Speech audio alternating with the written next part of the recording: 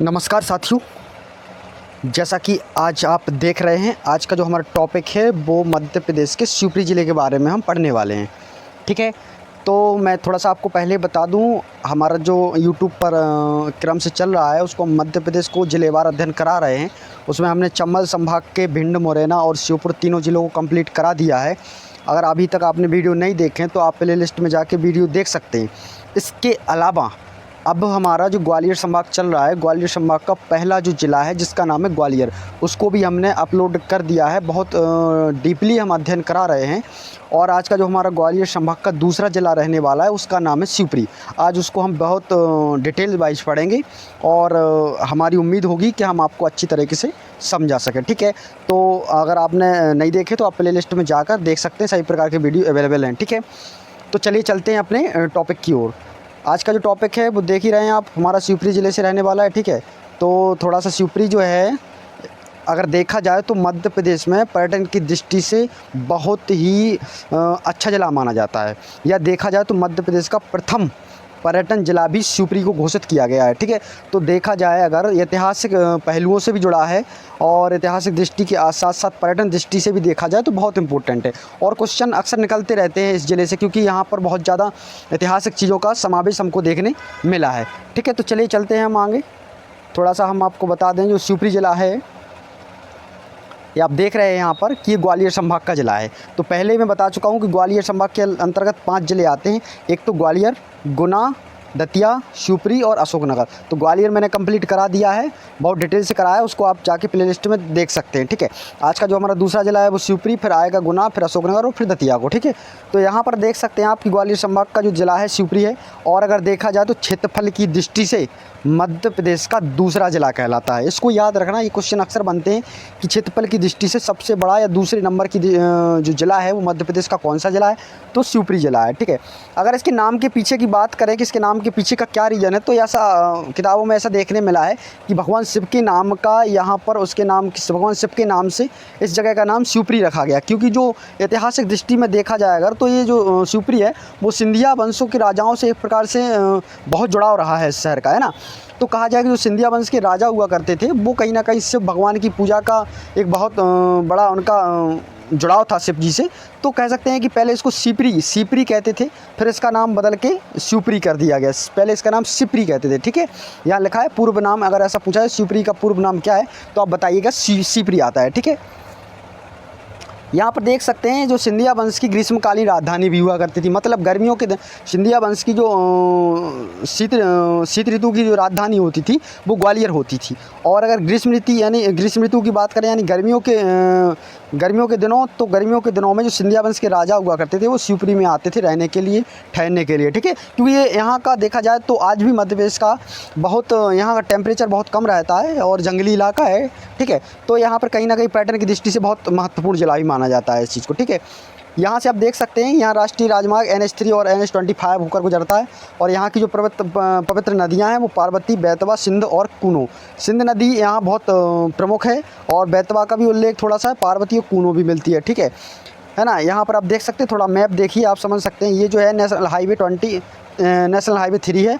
और यहाँ अगर आप झांसी से जाते हैं तो NH25 से जाते हैं और फिर जो NH3 पे मिल जाता है उससे आप शिवपुरी पहुँच जाते हैं। ठीक है, क्षेत्रफल की दृष्टि से सबसे बड़ा ज़िला है, ये बात मैंने आपको बता दी है। इसके बारे में थोड़ा सा आप देख लेते हैं। शिवपुरी जो ज़िला है उसका क्षेत्रफल अगर देखा जाए तो 10,278 वर्ग किलोमीटर है। ठीक है, जनसंख्या की बात की जाए तो 17,26,050 जनसंख्या है। जनघनत्व की बात की जाए तो 171 है और लिंगानुपात की बात की जाए तो 877 है। और यहाँ की अगर तहसीलों की बात की जाए तो 10 तहसील आती हैं। कौन कौन सी? शिवपुरी, कोलारस, कटेरा नहीं लिखना था, यहाँ कटेरा लिख दिया गया, यहाँ उसका नाम करेरा है। ठीक है, इसको याद रखना आप। नरवर, पोहरी, पिछोर, खनियादाना, बदरवास, बैराड़ और रनौत। ठीक है, ये 10 तहसीलें आती हैं। ठीक है, इसके अलावा विकासखंड 8 हैं। और उद्योग की दृष्टि से देखा जाए तो नेशनल फर्टिलाइजर्स लिमिटेड है और भी राज्य के प्रमुख उपक्रम लगे हुए हैं यहाँ पर। ठीक है, इसके अलावा थोड़ा सा चलते हैं, इसके बारे में पढ़ते हैं हम। मध्य प्रदेश का जो ज़िला है शिवपुरी, वो वहाँ पर एक नेशनल पार्क है जिसका नाम है माधव राष्ट्रीय उद्यान। ठीक है, तो ये सोनचरैया के लिए जाना जाता है ना। तो समझ सकते हैं ये NH3 जो है, जैसे अपन यहाँ से झांसी से जाते हैं तो NH3 जो अपन को लिंक मिल जाती है इसी रोड पर स्थित है। ठीक है, यहाँ पर उद्यान में जॉर्ज कैसल का किला है। ये बहुत क्वेश्चन पूछा जाता है, जॉर्ज कैसल का जो ज़िला है वो कहाँ पर है या किस ज़िले में है, तो बताइएगा मध्य प्रदेश में है। इसके बारे में बताता हूँ अभी बाद में कि ये जॉर्ज जो कैसल का जो किला है वो कहाँ पर है, उसकी हम लोकेशन आपको बताते हैं। थोड़ा सा देखिए आगे। यहाँ अगर देखा जाए तो शिवपुरी जो है, यहाँ पर आतंक विरोध प्रशिक्षण स्कूल भी है और प्रथम पर्यटन शहर भी घोषित किया गया है। और सर्वाधिक अगर जनजाति यहाँ रहती है तो कौन सी रहती है, सहरिया। ऐसा क्वेश्चन बनता है, सर्वाधिक सहरिया जनजाति वाला ज़िला कौन सा है, तो आप बताइएगा शिवपुरी आता है। ठीक है। इसके अलावा देखा जाए तो भगवान शिव की नगरी है, ये तो मैंने बताया, इसका पूर्व नाम शिवपुरी है। NH3 पर स्थित है। यहाँ तात्या टोपे की स्मारक स्थली भी बनी हुई है। हमने बताया था कि जैसे झांसी की रानी ग्वालियर में उनकी समाधि स्थल बना है, तो ग्वालियर से वो क्या हुआ था कि ग्वालियर से तात्या टोपे भाग गए थे और शिवपुरी पहुँच गए थे, तो वो शिवपुरी में उनकी मृत्यु हो जाती है। ठीक है। तो यहाँ पर तात्या टोपे का समाधि स्थल भी है, सिंधिया राजाओं की कई छतरियाँ भी हैं और माधव विलास पैलेस, ये बहुत इंपॉर्टेंट है क्योंकि एक ग्वालियर में जय विलास पैलेस बना, वो भी सिंधिया राजवंश के से संबंधित है, और एक शिवपुरी में जिसका नाम है माधव विलास पैलेस, वो भी कहाँ है, शिवपुरी में है। तो आप यहाँ से माधव विलास पैलेस और जय विलास पैलेस का जो डिफरेंट है आप उसको समझ सकते हैं। है तो दोनों सिंधिया से रिलेटेड, लेकिन बस इतना अंतर है कि जो माधव विलास पैलेस है वो शिवपुरी में है और जो जय विलास पैलेस है वो ग्वालियर में है। ठीक है। इसको आप याद रखना क्योंकि ये क्वेश्चन डिफरेंस पैदा कर देते हैं कभी कभी। ठीक है। इसके अलावा अगर देखा जाए तो यहाँ पर यूरेनियम का भंडार भी है और तात्या टोपे की समाधि भी है, माधव विलास पैलेस भी है, जी हमने बताया। शिवपुरी में एक तहसील है जिसका नाम है नरवर, यहाँ पर नरवर का किला बना हुआ है। ये बहुत इंपॉर्टेंट क्वेश्चन है, कहा जाए तो सबसे ज़्यादा इंपॉर्टेंट क्वेश्चन है कि नरवर का किला कहाँ है, तो आप बताइएगा शिवपुरी ज़िले में है। और किस तहसील में है, तो बताइएगा नरवर तहसील में है। ठीक है, जो शिवपुरी ज़िले में आती है। सांख्या राजे की समाधि स्थल भी बनाई गई है और माधव राष्ट्रीय उद्यान के अंदर जॉर्ज कैसल भवन भी है। इसके अलावा माधव विलास पैलेस भी है, इसको आप याद रखना। और अगर यहाँ से विशिष्ट कुछ देखें तो यहाँ पीर बुधान का मेला लगता है। एक संत थे, मुसलमान संत थे, उनका नाम पीर बुधान का, उनके नाम से पीर बुधान का मेला लगता है। फ्लैग स्टोन किलता है, यहाँ पर जो पत्थर है वो एक प्रकार से देखा जाए तो बहुत जो राजस्थान का वो पत्थर है संगमरमर का, वो यहाँ पे आता है और एक प्रकार से उसकी कलाकारी भी यहाँ देखने मिलती है, मतलब डिजाइनरी वगैरह भी होती है ना। भारिया कुंड भी है, एक भदैया कुंड के नाम से जाना जाता है, उसको भारिया कुंड भी कहते हैं। ठीक है, इसको मैं बताऊँगा आपको भारिया कुंड क्या है। इसके अलावा देखा जाए अगर तो यहाँ पर गोपालपुरा भोजपुर राज्य का दूसरा परमाणु केंद्र भी लगा है। मध्य प्रदेश का दूसरा सबसे बड़ा जिला है, NH3 पर उपस्थित है। और अगर पूछा जाए कि राजस्थान शिवपुरी से कौन से राज्य की सीमा लगती है, तो आप बताइएगा राजस्थान और उत्तर प्रदेश की, और सर्वाधिक जनजाति वाला जिला भी है। और अगर पूछा जाए चंदेरी का किला तो वो भी यहीं पे आता, बजरंगगढ़ का किला वो भी यहाँ पे आता, कौशिक महल और साड़ियों का शिल्प वो भी चंदेरी में है। ठीक है, तो यहाँ से मैंने शिवपुरी के बारे में आपको बताया है। अब इनके बारे में थोड़ा और ऑब्जेक्ट हम सॉल्व करते हैं। यहाँ पर लिखा है शिवपुरी का जो क्षेत्रफल की दृष्टि से कौन सा जिला है, तो आप बताइएगा दूसरा जिला है। और शिवपुरी कौन से राष्ट्रीय राजमार्ग पर स्थित है, तो बताइएगा NH3 पर स्थित है। शिवपुरी की जो सीमा है वो किन दो राज्यों को टच करती है, तो राजस्थान और उत्तर प्रदेश को। शिवपुरी में सर्वाधिक कौन सी जनजाति निवास करती है, तो आप बताइएगा सहरिया। शिवपुरी में कौन सा राष्ट्रीय उद्यान है, तो आप बताइएगा माधव राष्ट्रीय उद्यान। ठीक है, इसके अलावा निम्नलिखित में से किस राष्ट्रीय उद्यान को टाइगर प्रोजेक्ट में शामिल नहीं किया गया था, तो उसका आंसर है माधवगढ़, क्योंकि बांधवगढ़ और पन्ना और पैंच इनको तो शामिल किया गया है, लेकिन माधवगढ़ जो है वो शिवपुरी का है, उसको शामिल नहीं किया गया है। शिवपुरी में कौन सा अभ्यारण्य है, तो आप बताइएगा करेरा अभ्यारण्य, जो सौंचरैया के संरक्षण के लिए जाना जाता है। शिवपुरी में कौन सा उद्योग होता है, तो आप बताइए कत्था बनाने की मिल लगी हुई है। ठीक है, बहुत बड़ी फैक्ट्री लगी है। शिवपुरी में किसका स्मारक स्थान बनाया गया है, तो आप बताइएगा तात्या टोपे का। ठीक है, तो हमें विश्वास है कि आपको शिवपुरी के ज़िले के बारे में पूरी डिटेल से हमने आपको जानकारी दे दी है। अगर यहाँ से कोई क्वेश्चन निकल के आता है तो मैं इस चीज़ की गारंटी देता हूँ, इससे ज़्यादा कोई भी क्वेश्चन बाहर नहीं पूछ सकता। ठीक है, अब थोड़ा हम आपको बताते हैं कौन सा जो किला है वो कहाँ कहाँ पर स्थित है। ठीक है, थोड़ा देख लीजिए आप, बता देते हैं आपको, और उनका एक इमेज भी डाला है वो भी देखिए। ये जो इमेज आप देख रहे हैं ये नरवर के किले की इमेज है। कहाँ की, नरवर के किले की। तो नरवर का किला कहाँ था, शिवपुरी ज़िले की नरवर तहसील में नरवर का किला है। अगर आपसे सीधा ही पूछ ले कि नरवर का किला किस ज़िले में है, तो आप बताइएगा शिवपुरी ज़िले में है। इसके पीछे की कहानी ऐसी है कि यहाँ कछवाहा वंश के जो राजा हुआ करते थे जिनका नाम था नल, राजन नल, और उनकी एक प्रेमिका थी जिनका नाम था कुछ ऐसा नाम था,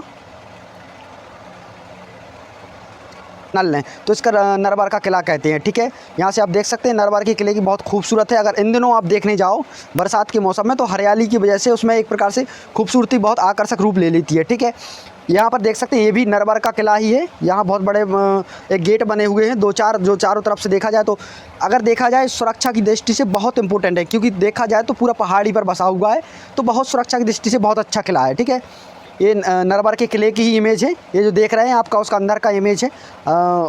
ये नरवार का दुर्ग है। यहाँ बाहर जाओ तो आपको सबसे पहले यहीं में लिखा मिलता है नरवार फोर्ट। ठीक है, तो आपने नरवार किला देख लिया होगा। अब इसके बाद एक भारिया कुंड की हमने चर्चा की थी, उसको भदैया कुंड भी बोलते हैं। ये जो है भदैया कुंड है। ठीक है, इसको आप याद रखना, ये भदैया कुंड है। अगर पूछा जाए भदैया कुंड या भारिया कुंड कहाँ है तो वो शिवपुरी में आता है। एक वाटरफॉल है, बहुत अच्छा है। यहाँ से पानी आता है एक नदी का और वो गिरता है तो बहुत ही आकर्षक है। ठीक है, आप कभी जाइएगा तो देखिएगा। हमने एक चर्चा किया था अभी थोड़ा बताया था कि जॉर्ज कैसल एक भवन है। देखिए यहाँ लिखा है जॉर्ज कैसल, ये लिखा है माधव नेशनल पार्क के अंदर एक किला है जिसका नाम है जॉर्ज कैसल भवन। इसको जॉर्ज कैसल गढ़ी भी बोलते हैं। ठीक है, इसको देखिए ये बहुत खूबसूरत है। अब इसके पीछे का कारण ये है कि जैसे जो सिंधिया वंश हुआ करता था, आपको पहले से ही बता दिया, ग्वालियर के साम्राज्य में हमने बताया कि जो सिंधिया वंश था वो एक प्रकार से कहीं ना कहीं अंग्रेज़ों से उसका अच्छे संबंध थे। ठीक है, तो 1857 की क्रांति के समय अच्छे संबंध रहे। तो संबंध रहने के साथ साथ क्या हुआ कि यहाँ एक इंग्लैंड का राजा था जिसका नाम था जॉर्ज पंचम। वो इस जगह आया था, मतलब शिवपुरी में आया था और उसको शिकार करने का बहुत शौक़ हुआ करता था। तो यहाँ जो राजा थे जिनका नाम था माधवराव सिंधिया, उस समय यहाँ के इस क्षेत्र के राजा हुआ करते थे। तो उन्होंने क्या किया कि राजा को ठहरने के लिए, कौन से राजा, इंग्लैंड के जॉर्ज पंचम को ठहरने और शिकार करने के लिए यहाँ पर उन्होंने इस जगह को बनाया कि यहाँ पर राजा आएँ अगर तो शिकार करके यहाँ पर ठहर सकते हैं। लेकिन राजा ने जो शिकार किया वो इस भवन से जाने से पहले ही उनको शिकार हो गया था।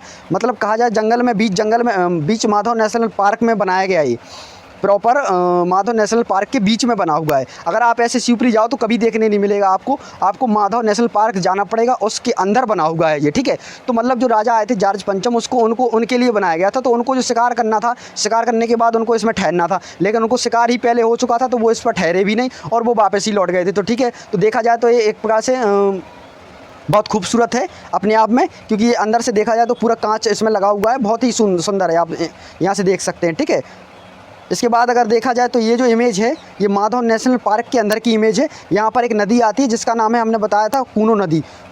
वो यहाँ पर बहती है और उसके एक प्रकार से देखा जाए तो एक माधव नेशनल पार्क में एक सुंदरता का एक बहुत बड़ा दृश्य बनाती है अपने आप में। ठीक है, इसके अलावा देखा जाए तो ये जो देखो वो ये जॉर्ज कैसल गढ़ी। ठीक है, ये आप देख रहे हैं तात्या टोपे की समाधि स्थल बताया था, तो ये भी शिवपुरी में है। ठीक है, इसको भी आपने देख लिया। ये हमने बताया था माधव विलास पैलेस, तो ये माधव विलास पैलेस देख रहे हैं, ये भी शिवपुरी में है। ठीक है, ये बहुत खूबसूरत है। ये एक प्रकार से देखा जाए तो पूरा संगमरमर से बना हुआ है। जो यहाँ पर जो माधवराव सिंधिया की माता थी उनका नाम था सांख्या राजे सिंधिया, उनकी स्मृति में बनाया गया। और इसके अलावा माधवराव सिंधिया की स्मृति भी यहीं पे बनी हुई है। ठीक है, और ये माधव नेशनल पार्क के गेट का इमेज लगाया हुआ है। ठीक है, इसके बाद ये जो देख रहे हैं ये माधव विलास पैलेस है, इसके भीतर का दृश्य है। ठीक है, तो बहुत खूबसूरत है अपने आप में देखा जाए तो। यहाँ पर हमने शिवपुरी के बारे में आपको फुल डिटेल बता दिया है और हमें विश्वास है कि ये वीडियो आपको बहुत अच्छा लगा होगा। और अगर आपको अच्छा लगता है तो लाइक, शेयर और सब्सक्राइब ज़रूर कर दें प्लीज़, और साथ में बेल आइकन भी प्रेस कर दें ताकि आने वाले सभी वीडियो आप तक पहुंच सकें। ठीक है, धन्यवाद, मिलते हैं नेक्स्ट वीडियो में।